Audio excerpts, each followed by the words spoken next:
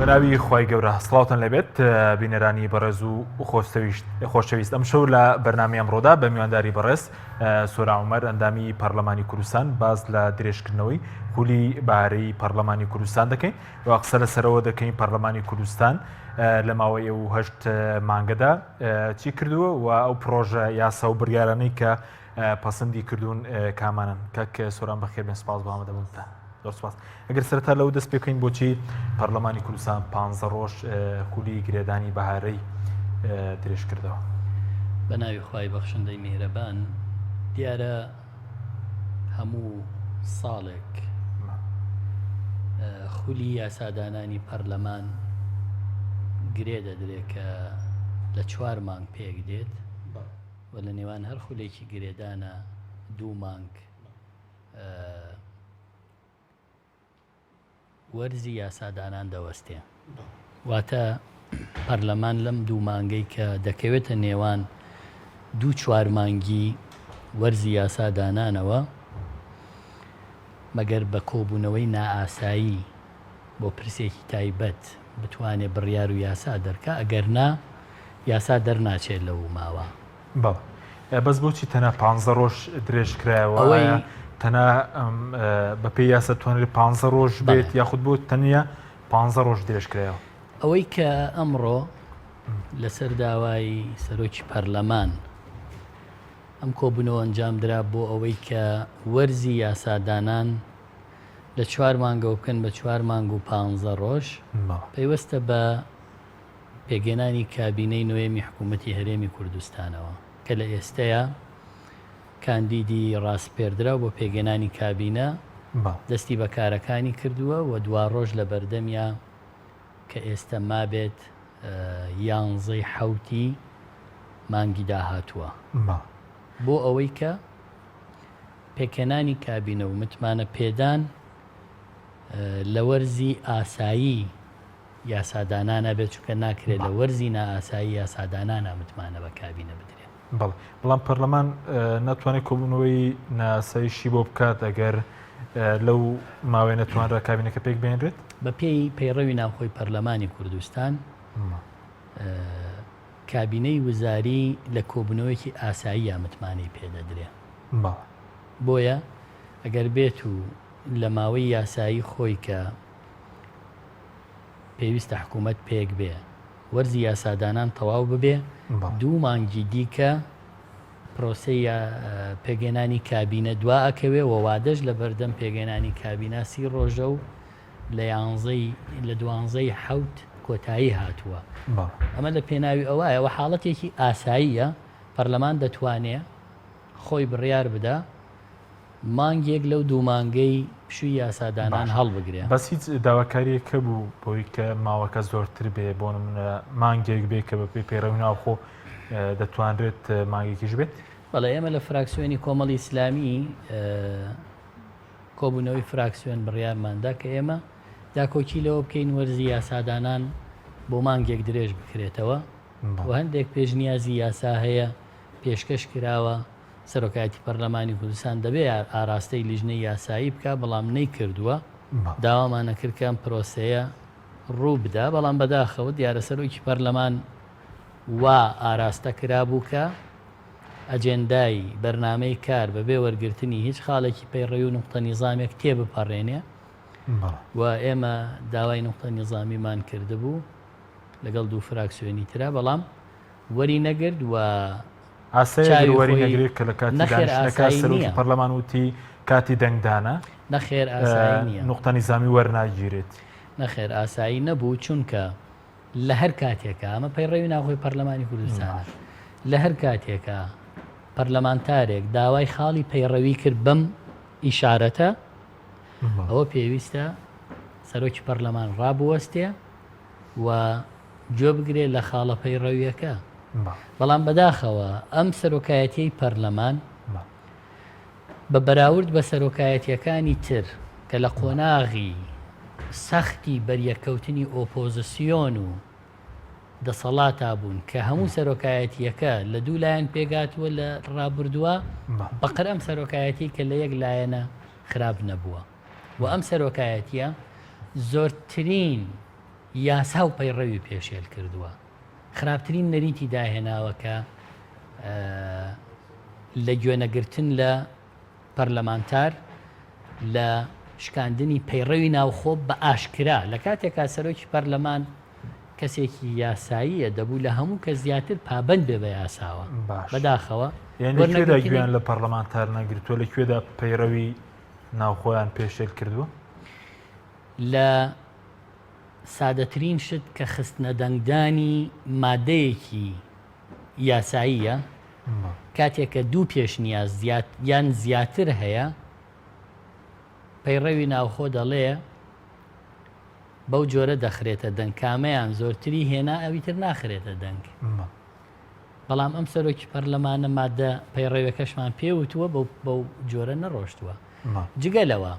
لە پێگەێنانی ئەوەی کە کاتێک لیژنەی یاسایی راپۆرتی خۆی پێشکەش بە سەرۆکایەتی پەرلەمان کرد بۆی بخرێتە بەرنامەی کار بۆ گفتوگۆی دووەمی هەمواری یاسای سەرۆکایەتی هەرێم کە کاراکردنەوەی دامەزراوی سەرۆکایەتی هەرێم بوو. بەڵام مانگێک تێپەڕی ئەو کۆبوونەوەیان کە دواخست بەبێ ڕوونکردنەوە بەبێ ئاگادارکردنەوە و خوێندنەوەی یەکەم کاتێک بۆ پرۆژە یاسایەکە کرێ خوێندنەوەی دووەم لە ماوەی هەفتەیەکا دەبێ بکرێ ئەو لە 30 ڕۆژ تێپەڕی ئەو جا خوێندنەوەی دووەمی دانا کۆبوونەوەکەشی هەڵگرت لەبەرەوەی کە وترا ڕێکەوتنی لایەنەکان بوونی نیە و چەندین پێشێلکاری تر بۆ نمونە و کۆبوونەوەی کە کرا بۆ سوێن خواردنی سەرۆکی هەرێم ئەوە کەی یاسایی بوو ئەوە کەی کۆبوونەوەی پەرلەمان بوو بۆچی بۆ عیبی چی بوو عیبی گەورەی هەبوو ئەوە مەراسیمێک بوو دەکرا سەرۆکی هەرێم بێ لە بەردەم پەرلەمان لە ناو تەلاری پەرلەمان سوێندی یاسایی بخوا بەڵام کۆ لە پەرلەمان جێگەی و خەڵکە دەبێت دوایی بچوایە بۆ ئەو جێگە و مەراسیمەی کە دابینیان کردبوو لەوێ وتاری خۆی بدایە لەوێ وتارەکان لەبارەی ئەو مەراسیمەوە وە سەرۆکی هەرێمەوە بدرایە دەکرا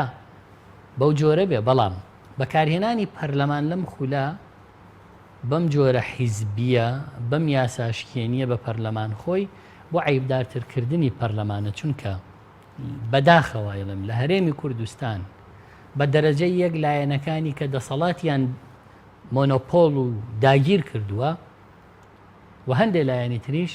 باوەڕیان بە پەرلەمان نییە هەتا ئێستا عەقلیەتی سیاسی و حیزبی باڵادەست لە هەرێمی کوردستان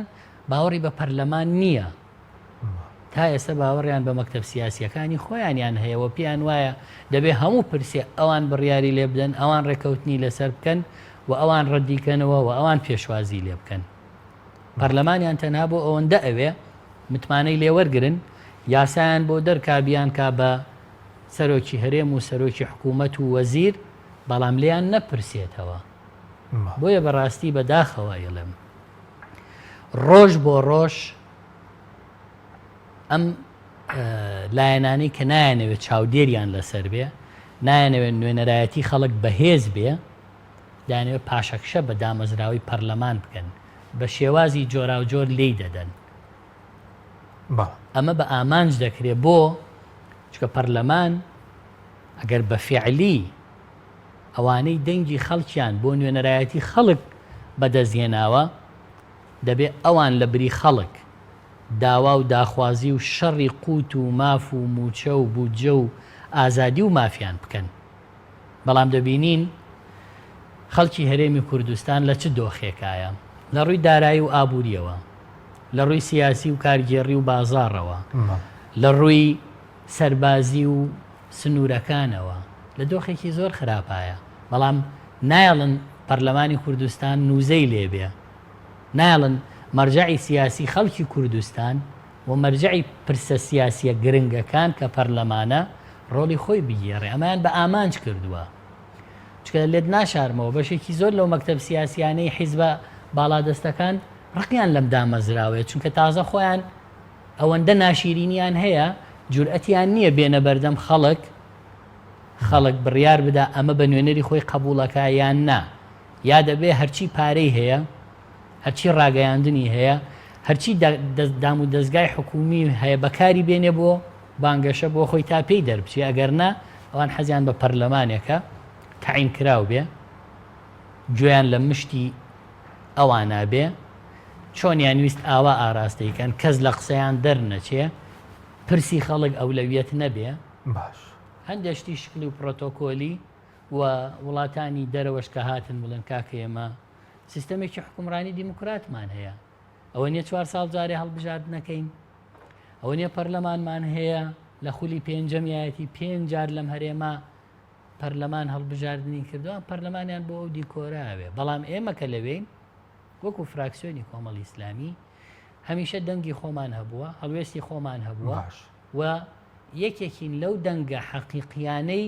لە ناو پەرلەمانی کوردستان کە ڕازی نابین بەوەی پەرلەمان وای لێبێ وەلەو خەڵکی کوردستان باشە بەس چیتان کورسی دەنگی بە ئێمەداوە ڕازی نەبن پەرلەمان بەم جۆرە بێنی چیتان کردووە کوا کارەکانتان ئێمە ئەو پرۆژانەی کە پێشکەشمان کرد لە پێشنیازی یاسا لە سەرەتای ئەم خولا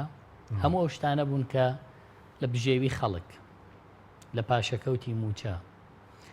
لە گێڕانەوەی پاشەکەوتەکانیان بۆ قوتابیان بۆ گەنجان بۆ هەموو ئەمانە پرۆژەمان پێشکەش کردو بەڵام بەداخەوە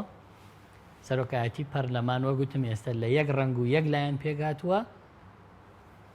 دەیەوێت بە خەڵکی کوردستان بڵێ فراکسیۆنی کۆمەڵی ئیسلامی یا هەر فراکسیۆنێک کە بە ئاوازی ئەو نەخوێنێەوە لەگەڵ ئەو ڕێکەوتنی نەبێ نێڵێک کار و پرۆژەکانی ببێ بە ئەجێندای کۆبوونەوەیکی پەرلەمان و بێ بە دەستکەوت بۆ خەڵکی کوردستان بەڵام دوجار کاک حەکیم کارە یاسایەکانتان تاوا کردووە پرۆژانەی کە پێشکەشتان کردووە ئەوان فرامۆشیان کردەبێ بەڵێ تاوامان کردووە پێشکەشمان کردووە و ئەوان خستویانەتە ئەو لاوە و ڕازگۆژ نەبوون لەوە کە وەڵامیان داوینێتەوە بۆ نایخەنە بەرنامەی کار ئەوان ئەجێندای تریان بە پەرلەمان هەیە بەڵام ئێمە ئەجێندای ئەوەیە کە کاتێک سەرۆکی هێرێم سوێن دەخواوان بچن عریف حەفل بن و پەرلەمانتاران بەرن ناوی بنێن کۆبنەوەی پەرلەمان و بیان خەنە سوچێکەوە ئەجێندای ئەوەی کە حکوومەت پێویستی بە 11-12 ڕۆژی ترە بۆ ئەوەی کابینەکەی بێنێ بۆ پەرلەمان دێن 15 ڕۆژ خولی یاسادانان درێژەکەنەوە ڕاستە لە ئێستایا کابینە پێک نەهاتوە ڕەنگە بەشێک لە کارەکانی پەرلەمان دەسی پێنەکە جیازی دیدیە و لەگەڵ دیدیەوان چیە بۆ کاری پەرلەمانی ئێمە پێمان وایە پەرلەمان شوێنی نوێنەرایەتی خەڵکە مەرجعی پرسە یاسایی و سیاسیەکانی هەرێمی کوردستانە و لە بریەوەی خەڵک بۆ خۆی هاوار بکە داوای ماف و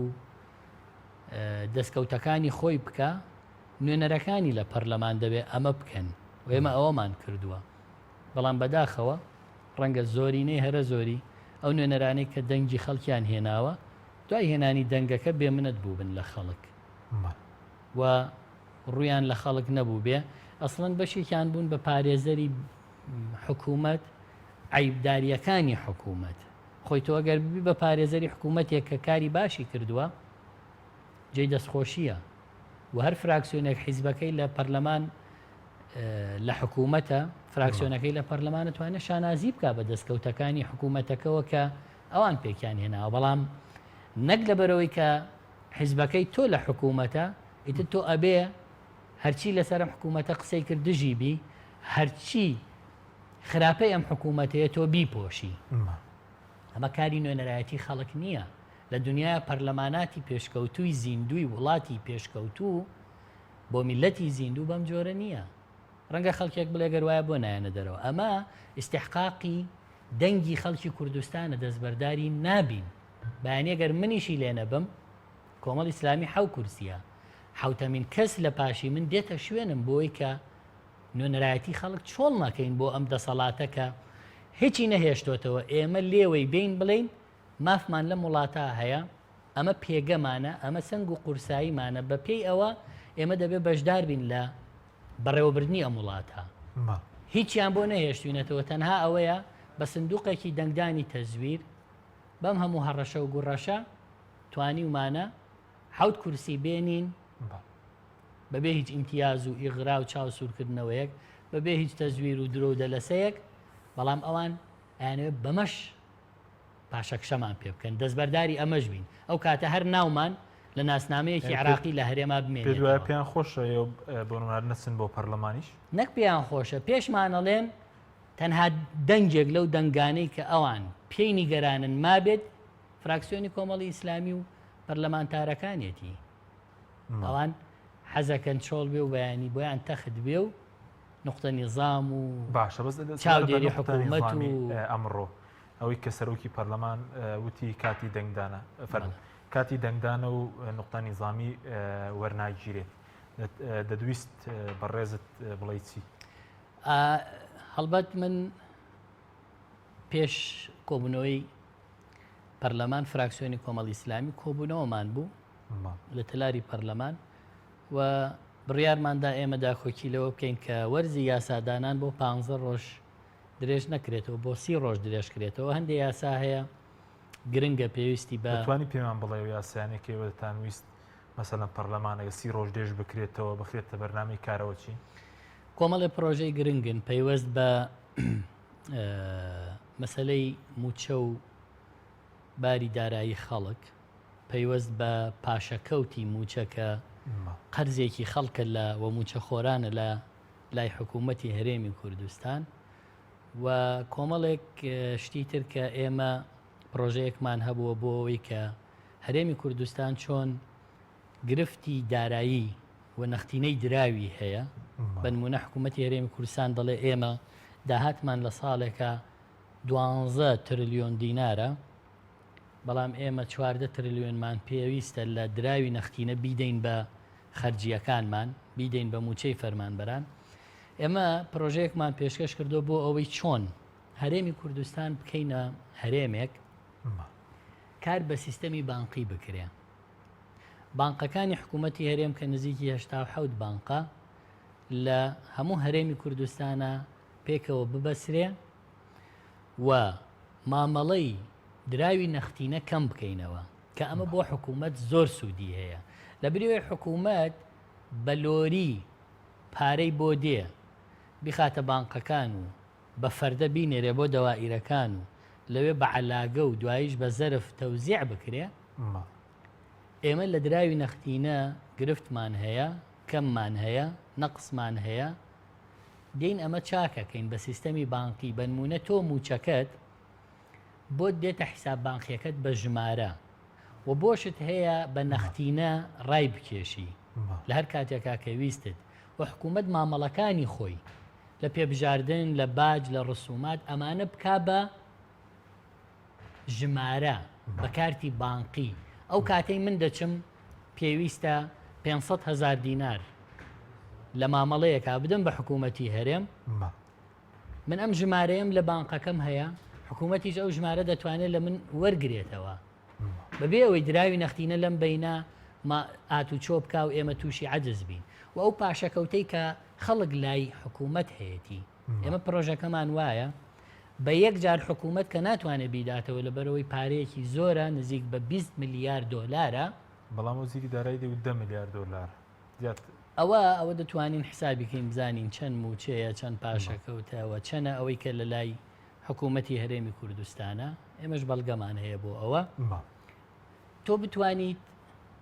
حکوومەت بە ژمارە ئەمەد بۆ بخاتە حیساب بانکیەکەت و تۆ لە 100 لە 120 بە دراوی نەختینە لی ڕابکێشی و هەموو مامەڵەیەکی پێ بکەی و حکوومەتی تر وردە ئەم جۆرە سیستەمە بەکاربێنێ ئەو کاتە لەبری ئەوەی هەموو ساڵە پێویستی بە 12 تریلیۆن دینار بێت بە دراوی نەختینە لە دەستیا بێ ئەگە 5 تریلیۆن دیناری نەختینەشی لە دەستا بێ دەتوانێت دۆخی دارایی و ئابووری هەرێمی کوردستان بگەینێتە ئاستێک کە خەڵک لەم قەیرانە دەربازی بێ بەڵام ئەوان حەزیان بەمە نییە بۆ لەبەرەوەی کۆنتترۆلی پارە ئەبێ کە کۆنتترۆلی پارە بوو هەموو هاوڵاتیەک ژمارەیەکی هەیە لە بانقا پارەکەی خۆی لە کارتێک لە هەر جەیەک بێوێ مامەڵەی پێواکە وەکو هەر وڵاتێکی دنیا تۆ تەماشای وڵاتانی دەوروبەریشمان کەن یخۆ ئێستا وڵاتێکی وەکو تورکیا وەکو ئێران ئەگەر ئەو مامەڵانەی دەیکەن بە دراوی نەختی نەبێ بە هەژماری بانقی نەبێ بە یەک مانگ تووشی قەیرانی گەورە بن لەبەرەوەی ئەوەندە دراوی نەختینەیان نییە بیدەنەوە بە خەڵکو و بە بازرگانەکان و مامەڵەی پێوە بکرێن هەرێم نایانەوێ بکەوێتە سەر پێی خۆی هەرێم نایانەوێ بێ بە هەرێمێک ببێ بە دامەزراوەیی ببێ بە سیستەمی بانقی ببێ بە بازارێک کە خەڵک تایە ئازادانە مامەڵە و کڕین و فرۆشتن بکە و هێنان و هاوردە بکە ئەمان هەر دەیانەوێ بازاری هەرێمی کوردستان کۆیلەی بازارەکانی دەوروبەر بێت چونکە وعدیان داوە کە کاڵای دەوروبەر و وڵاتانی هەرێمی لێرە ساغ ببێتەوە و ئەمان کارگەکانیان نەگاتەوە ئاستە کاڵای ئەوان نێن ئەمان وڵاتێک دروست نەکەن کە چاوی لێ بکرێ و نمونونەکەی پەخش ببێ بۆ دەوروبەر بۆیە بەڕاستی ئەم وێرانەیان ئیدارە داوە ئەمە بە ئامانج و بە هەدەف نقطە نیزامیەکەتان ئەوە بوو کە سەرۆکی من یەکێک لە نقطە نیزامیەکانەوە بوو کە ئێمە بڵین باخولی گرێدان بۆ 30 ڕۆژ درێژ بەڵام لە سەرۆکی فراکسیۆنێک بوو کە باسی لەو هیچ پرۆژه یاسایەک نەبووە بۆ ئێمە 15 ڕۆژدانراوە بۆی خۆی ئێمە پرۆژه یاسا نییە حکوومەت بڵین متمانەی پێ بدەین. نە ئەمە پرۆژه یاسا نییە ئەسڵەن ئەمە پێشنیارێکە سەرۆکی پەرلەمان کردوێتی منی پەرلەمانتاریش پێشنیارێکی ترەکەم بە خاڵی نظامی ئەڵێم تۆ بۆڵی 15 ڕۆژ نامەوەسم من ئەڵێم وتی بۆیە 15 ڕۆژ دیاریکراوە لەبەرەوەی پرۆژە نەبووە ینی مەوەسمەوەی پرۆژە لە پەرلەمان نەبووە تاوتوێ بکرێت جا ئەوە هۆکارەکەی چییە؟ هۆکارەکەی ئەوە نییە پرۆژە نییە هۆکارەکەی ئەوەیە کە ئەم سەرۆکایەتیە نایەوێت پرۆژەکان کاری لەسەر بکرێ ئەم سەرۆکایەتیە بە تەواوی دەستەمۆی حیزبی باڵادەستی پارتی دیموکراتە کە لەوێ دایناون و نایانەوێ بەبێ ئەوان بەبێ ویستی حیزبی ئەمان هیچ پرۆژەیەک بێنن کاری لەسەر بکرێ بەڵێ پرۆژەی زۆر هەیە بۆ پرۆژەی زۆر پێشکەشیش کراوە لە سەرۆکایەتی پەرلەمانە بەڵام نایەڵن. سوپاس دەکەم ناوبڕێکمانەیە بەڵام دواتر وەڵاممان دەیتەوە کە لەماوەی هەشت مانگ و 24 ڕۆژە کە پەرلەمانی کوردستان سوێندی یاسای خوارد لەو کات تاکوێسە چیتان کردو بۆ خەڵک وە یاسا و بڕیار چیتان دەرکردووە بەڵێ بینەرانی بەڕێز ناوبڕێک و دەگەڕێنەوە وڵات. تۆپ ئارت تاکە بریکاری تۆڕی میدیایی کۆمەڵ بۆ دروستکردن و بڵاوکردنەوەی ڕیکلام. تۆپ ئارت. ئایا تا ئێستا بیرت لەوە کردوتەوە کە ئینتەرنێتێکی بێسنوور بەکاربێنی یان بیرت لەوە کردوتەوە کە بۆ هەفتەیەک یان 2 هەفتە ئینتەرنێتی بێسنوور بەکاربێنی سەرڕای هەموو ئەمانە تا ئێستا بیرت لەوە کردوتەوە کە بۆ یاری ئەلکترۆنیەکان ئینتەرنێتی بێسنوور بەکاربێنی بێگومان نەخێر فانسی نێت هەموو ئەم کێشانەت بۆ چارەسەر دەکات تۆش دەتوانیت بۆ ماوەی هەفتەیەک یان 2 هەفتە یان مانگێک بەردەوام بێسنوور لەگەڵمان بیت. ئێستا خزمەتگوزاریەکانمان لەم شوێنانە بەردەستە: سلەیمانی، شارباژێر، شارە زوور، هەڵەبجە، سەی سادق، عربەت، پێنجوێن، بازیان، تاسڵوجە و زەرگوێز. فانسی نێت هەمیشە ئینتەرنێتی بێسنوور. چاڤیلان ئەگەر کەسێکیت لە ژیاندا حەزت لە مجازەفە و بینینی دیمەنی سەرنجڕاکێشە و هەروەها حەز بە بینینی کەسایەتیەکانەکەیت و باشترە سەردانی ماڵی ترسناک و مۆزەخانەی مۆم بکەیت لە چاڤیلاند. چاڤیلاند گەورەترین پرۆژەی گەشتیاری لە هەموو عێراق. سەنایس هەمیشە بە تەمێکی تازەی میوەکان لە هەناوی سروشتەوە پێشکەش بە ئازیزان تی بکە.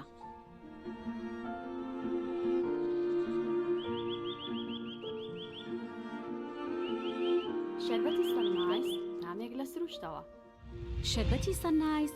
تامێک لە سروشتەوە. هەمومان حەزمان لە برنجە. برنجێک تامی ڕاستەقینەی برنجمان پێ ببەخشێ. بازار جملەی دێت لە برنج، بەڵام بژاردەی من برنجی دۆلفینسیە. بە تام و بۆن هاوشێوەی برنجی کوردیە. 100% سروشتیە. برنجی خڕی دۆلفینسی شێفە گەورەکان سەرسامەکات. بۆیە بێدوودڵی بژاردەی من و کابانی ماڵە. تا ئێستا زۆر جۆری برنجم تاقی کردوتەوە، بەڵام هیچیان وەک دۆلفینسی نییە. تامێکی ترە ئێوەش دەتوانن تاقیکەنەوە. دۆلفینسی باشترینمان بۆ هەڵبژاردن. تۆپ ئارت تاکە بریکاری تۆڕی میدیایی کۆمەڵ بۆ دروستکردن و بڵاوکردنەوەی ڕیکلام. تۆپ ئارت.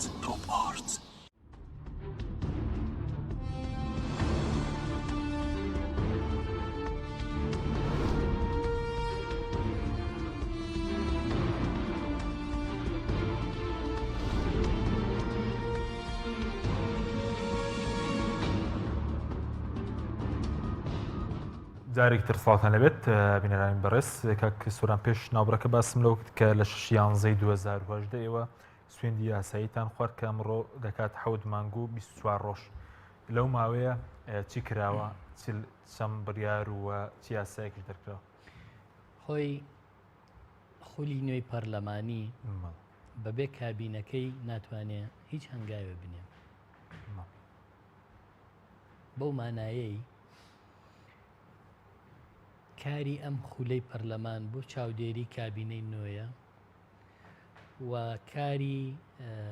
یاسادانانیش بە هەمان شێوە پەیوەستە بە کابینەی نوێەوە. بەڵام ئەمە ناکاتە ئەوەی کە هیچ یاسایەک دەرنەکرایە غەیری یاسای کاراکردنەوەی دامەزراوی سەرۆکایەتی هەرێم. یەک یاسا بەڵێ تەنها یاسای کاراکردنەوەی دامەزراوی سەرۆکایەتی هەرێم کە پێویست نەبوو. بۆ پێویست نەبوو؟ لەبەرەوەی پارتی دیموکرات گرفتی خۆی هەبوو، دەیویست سەرۆکی هەرێم دابنێتەوە، دامەزراوی سەرۆکایەتی هەرێم کارا بکاتەوە، دەست بەکار بێ، سەرۆکی هەرێم سەرۆکی ڕاستپێردراو بۆ ئەنجومەنی وەزیران ڕابسپێرێ. ئەمە پەیوەندی بە هاوکێشەیەکی ناو پارتی دیموکرات خۆیەوە هەبوو. بۆیە دەکرا وادەی دەرکردنی ئەم یاسایە و ئەم سوێن خواردنەی سەرۆکی هەرێم دوا بخرایە بۆ دوایی پێگەێنانی کابینە بە شێوەیەکی ئاسایی کابینە لە پێشتر بوو، یعنی هیچ شتێک لە سەرۆکە زیندوکردنەوەی سەرۆکایەتی. بەڵێ چکە سەرۆکایەتی هەرێم نەبووە لەو کاتێک کە هەڵپەسێردرا ئەم کارەکانی دامەزراوی سەرۆکایەتی هەرێم کاتێک سەرۆکی هەرێم دەستی لە کار باش سەرەوە بوو کاتێک کە سەرۆکی هەرێمی پێشوو دەستی لەسەر دەکات کێشاو لە 29 دەی 2017 بڵێن مەسعود بارزانی بۆچی مەسەلەن خۆ جێگیرەکەی لە یەکێتی نیشتیمانی کۆستەر ڕەسوڵ بوو بۆ نەچۆ شوێنی بۆ هەڵپەسێدات بۆ دوایی زیندوو کرایەوە. ئەم دامەزراوەی سەرۆکایەتی هەرێم پارتی دیموکرات بە موڵکی خۆی زانێ هەر لەم ڕوانگەیشەوە پێت وایە و بۆیە دەبینین دوای ئەوەی کە سەرۆکی هەرێم دەست لە کارە کێشێتەوە دامەزراوەکە هەر خۆیان پرۆژەی بۆ پێشکەشەکەن کە هەڵپەسێردرێ بۆ خولی پێنجەمی پەرلەمان ئەوە بوو ئەو کاتە پرۆژەیەکی تر هێنرا فعلەن دامەزراوەکەیان هەڵپەسار چکە نیانەویست نەجێگرت نە کەسی تر ئەم دامەزراوە بەرێ بەڕێوە و ئێستش کە خولی نوێی پەرلەمان هاتووە لە هیچ دەقێکی یاساییان ناڵێ دەبێت پێش کابینە سەرۆکایەتی هەرێم کارا بکرێتەوە. بەس ئەو کاتە کێ سەرۆکی حکوومەتی ڕاستپارد ئەگەر ئەنجومەنی دادوەری هیچ گرفتێک نەبوو لەمڕۆیە نەخێرەوە دەسەڵاتێکە و بە قانون دابش کراوە و بۆچی پێکەنانی حکوومەت گرنگتر بوو لە کاراکردنەوەی سەرۆکایەتی هەرێم؟ لەبەرەوەی کاتێک کە تۆ لێمە پرسی ئێوە لەو ماوەیە چیتان کردووە شتێکی وانەکراوە لەبەر چییە؟ لەبەرەوەیە کە یەکەم ئەرکی خولی نوێی پەرلەمان متمانەدانە بە کابینە و دوایی کارەکانی تری دەست پێکا لە هاوتای پاش دەست بەکاربوونی کابینەی نوێی حکوومەت. بۆیە کاری ئێمە لەگەڵ دامەزراوی سەرۆکایەتی هەرێم بەڵامە دەکراندێک یاسا بۆ نمونە جگەل یاسی سەرۆکایەتی هەرێم نازانم هەموار بکرێتەوە یاسای نوێ پەسەند بکرێت لەمڕۆ دەستی پەرلەمانتاران گیراوە کە یاسای دیکە بۆ هەندێک یاسا پێویستی بە هەموارکردنەوەی و یاسای تیرۆر و کۆمەڵک یاسای تریش نەخێر بەڵام سەرۆکایەتی پەرلەمان بە بەهانەی ئەوەی کە ئەم یاسایانە ڕای حکوومەتی پێویستە حکوومەتیش حکوومەتی نوێیە ئێمە متمانەمان لە خولی پێنجا بە کابینەی هەشت نەداوە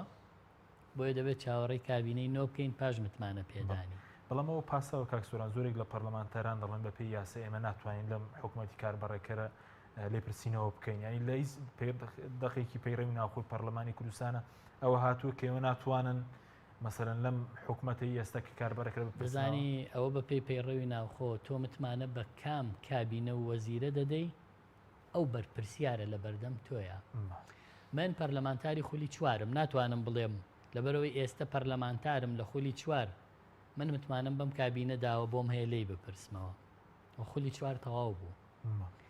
ئەم کابینەیە ڕاستە کاربڕێکەرە لە ڕووی هاوکاری و عیلاقەی شخصیەوە توانی ومانە زۆر شت لە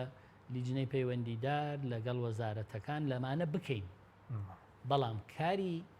فعلی لەگەڵ کابینەی نۆ دەست پێکا بەڵێەوە پاساوێکی دروستە کە ئێمە ناتوانین لەم کابینەیە بپرسین. باشە بەزەوی وەکو بڕیار یاخود بە کورتی سەر لەو ماوەی ئەو حەوت مانگ 24 ڕۆژ هیچ بۆ خەڵک کراوەکو خەڵک وەک وتم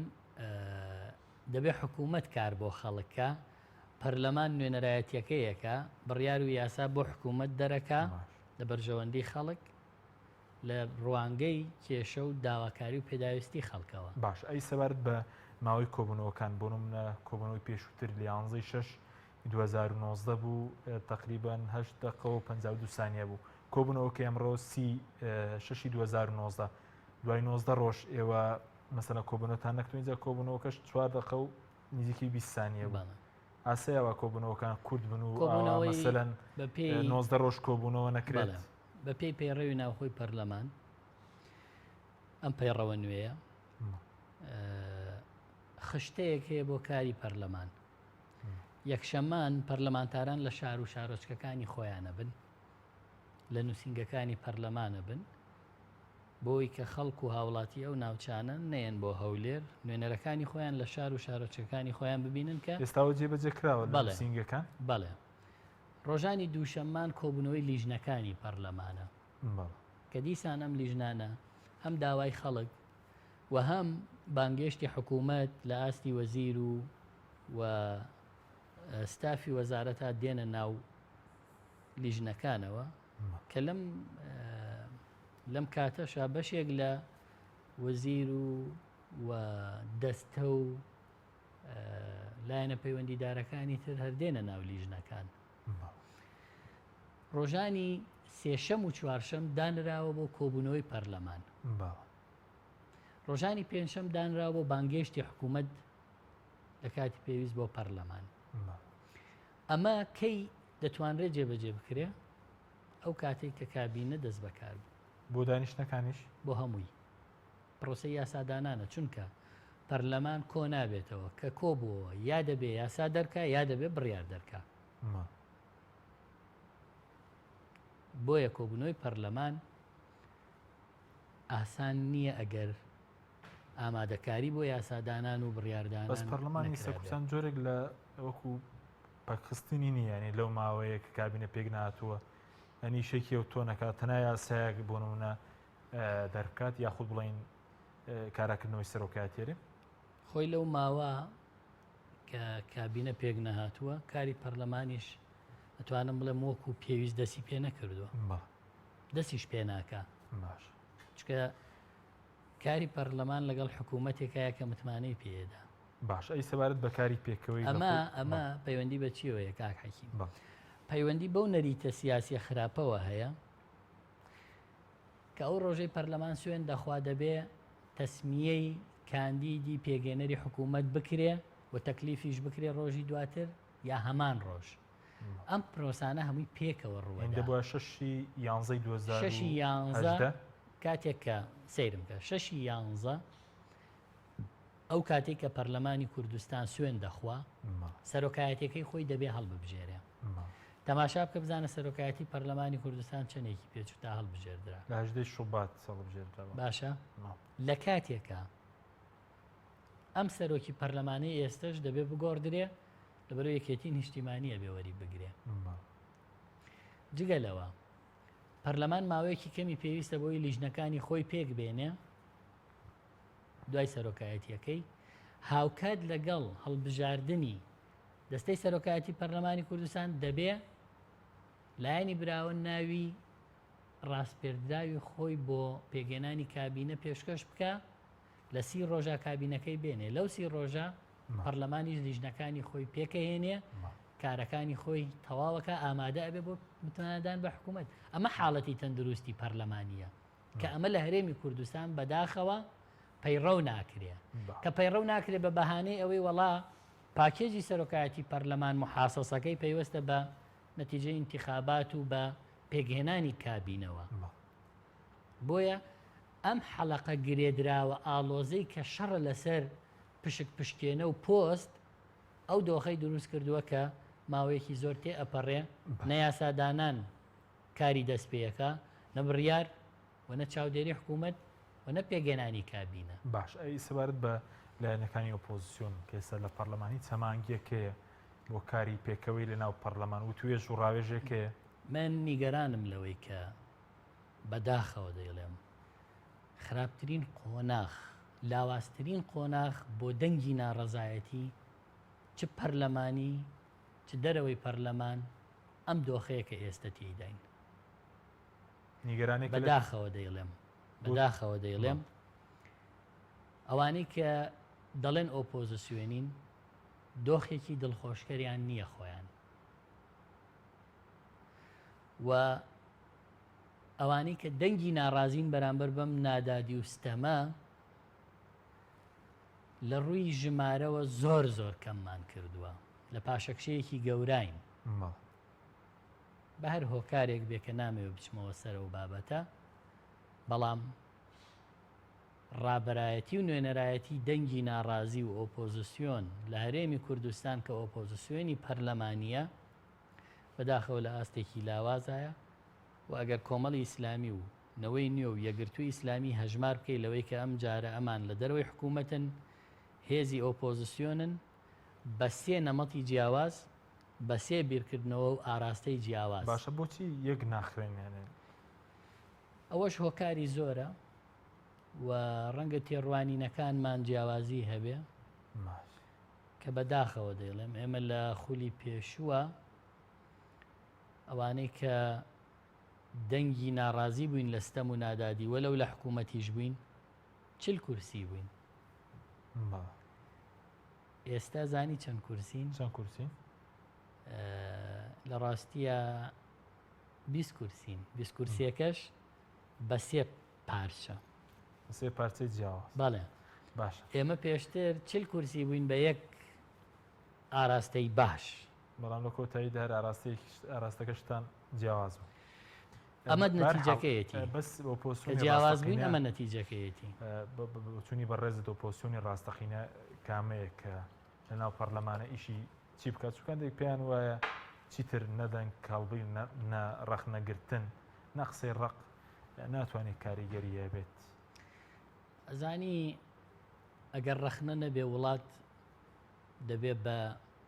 بێدەنگیەکی مەترسیدار کە ستەمی گەورە دێ و گوزەر دەکا و کەسیش ناتوانێت هاواری لێ بکە ئەگەر وتنی حەق نەبێ ئەو هەموو نادادی و ستەمە ئەم وڵاتەی پڕ کردووە بەداخەوە ئەوانەی کە بە دەنگی حەق بەڕەخنە دەڵێن چی؟ کاریگەری نابێ کاریگەری نییە یاخود باوی نەماوە لە ڕاستیە ئێمە ئەگەر لاوازیش بین هەرچەند ئێمە وەک فراکسیۆنی کۆمەڵی ئیسلامی کورسیەکیشمان زیاد کردووە لەو قۆناغە خراپە ئێمە ئەگەر بە تەنیاش بین هەر حەوتەکەمان بین تەنازول ناکەین لەو مەبادیئانەی کە لە ڕابردووە لەسەری بەردەوام بووین و داکۆچیمان لێ کردووە ئەویش دژی زۆڵم و ستەمین و قەت بە زۆڵم و ستەم و نادادی ناڵین قبولمانە مجاملەی ناکەین تەسلیمی نابین و ئەوەی لە بەڵێن داوانە بە خەڵکی کوردستان نەپاشگەزین نەپاشەکشاکەین ئەگەر بە تەنهای تەنها بین ئەگەر لەو فشارانەی ڕابردوو زۆر زیاترمان بکەوێتە سەر چونکە ناکرێت لە زەمەنی لاوازی ناڕەزایەتی و پەردبوونی ئۆپۆزیسیۆنە ئێمە تەسلیم بین ئێمە تەسلیم نابین ئێمە هێزێک نین بە فشار بە ئیمتیاز بە ئیغرا بە هەڕەشە و چاوسورکردنەوە پاشەکشە بکەین لە مەبادیئمان قەت پشت لە خەڵکی کوردستان ناکەین بە هیچ پاساوێ و هیچ پاساوێکیش ناهێنینەوە بۆی کە بڵین ئەمە دەکەین ئەوە ناکەین ئەمە بکەین باشترە ئەمە باوی هەیە ئەمە باوی نییە ئەوەی هەتا دنیایە باوی هەیە و دەژمێنێتەوە ئەوانن کە لە سەنگەری حەقان لە بەرەی خەڵکان و دژی زوڵم و ستەم و نادادین ئەگەر کەمینەش بناسەیە کەمینە و زۆرینە گرنگ نییە هەمیشە بە درێژایی مێژوو ئەوانەی دیفاعیان لە حەق کردووە کەمینە بوون ئەوانەی زوڵم و ستەمیان کردووە زۆری نەبوون هەمیشە وا بووە هیچ کات کەمینە ناحەق نەبووە هەر زۆری نەبووە ناحەق و زوڵم و ستەم واتە ستەمی زاڵ بووە زوڵمی زاڵ بووە بەڵام دەنگی حەق و ناڕازی ئەگەر کەمیش بوو بێ زۆر بڵند و بەرز بووە لەناو کۆمەڵگەیەکە کە ئێستا زەمەنی تەسلیم بوونەوەیە، زەمەنی دۆڕان و هەڵخلیسکانە. ئەزانی چەند جوانە و ئەو ڕۆشنبیر و پەرلەمانتار و سیاسی و لایەنانەی کە دەمێننەوە و خۆیان دەگرن و ناڕەحەتیەکان تەحمل دەکەن و پاشەکشە ناکەن و هەڵناخلیسکێن. ئەزانی چەند ناشیرینە ئەوانەی کە تەسلیمە بن کە ئەدۆڕێن کە هەڵە خلیسکێن ڕابردووشیان لەگەڵ خۆیانە تووشی هەڵدێرەکەن، خەڵکیش ناومێدەکەن. ئێمە هەرچی بکەین خەڵک ناومێد ناکەین، دوێنێ شتێکمان پێوت پێم ڕۆ شتێتر بکەین پێچەوانەی ئەوە. باش کاتم زۆر کەما بە زۆک و کاری پێکەوەی پێشکاری پێکەوەی لەگەڵ هەندێک پەرلەمانتار هەبوو. ئێستا کاری پێکەوەی مەسەلا هەر لەگەڵ پەرلەمانتارین تریژ نییە. ئینشاڵڵا کارمانە بێت و لە دوای پێگەێنانی کابینە کاری جدی و فعلی پەرلەمانیمان دەست پێ دەکا و تا کۆ بتوانین لەگەڵ هەر کەسێ قەناعەتی بەم مەبادیئانەی ئێمە هەبێ دەڕۆن بەڵێ ئێمە خزمەتی شێکەین و پشتیوانی شێکەین و پێکەوە باشە. بەس دو پرسیار مەسەر مەسەری زۆر باس لە ئومێد دەکرێت لەم کابینێ بۆ مەسەری چاکسازی سندوقی داهاتینەوتە سە مەسەلەی پێشمەرگەیە شەفافکردنی سەرچاوەکانی داهاتە باشکردنی پەیوەندەکانی مەسەرەن باشکردنی ڕۆڵی پەرلەمانە پێ دوایە ئەمانە چیان بەسەر دێت بە کورتی بەسپاس. ئەمانە خەونی ئێمن کە لەم وڵاتە چاکسازی بکرێ حکمێکی ڕەشید هەبێ بە ئومێدەکەمە و خۆنەمان بێتە دی هەر کەس بیکە ئێمە دەستخۆشی لەکەین پشتیوانیەکەین چکە ئێمە نهاتوین بۆ دژایەتی میلەتی خۆمان، ئێمە هاتوین بۆ ئەوەی کە دوژمنایەتی لەسەر میلەتی خۆمان ستەم لەسەر میلەتی خۆمان ڕەتکەینەوە هەڵیگرین. بۆی هەر کەس لەم کابینە کاری باش بکە لە بەرژەوەندی خەڵکی کوردستان بێ، ئەگەر لایەنەکەی خۆشی پشتگیری نەکا ئێمە پشتگیریەکەین. زۆر سوپاس بۆ ڕێز سۆرا عومەر ئەندامی پەرلەمانی کوردستان لە فراکسیۆنی کۆمەڵی ئیسلامی. سوپاس بۆ ئێوە بینەرانی بەڕێز، سوپاس بۆ هاوکارانم تا بەرنامێکی دیکە خواتان لەگەڵ.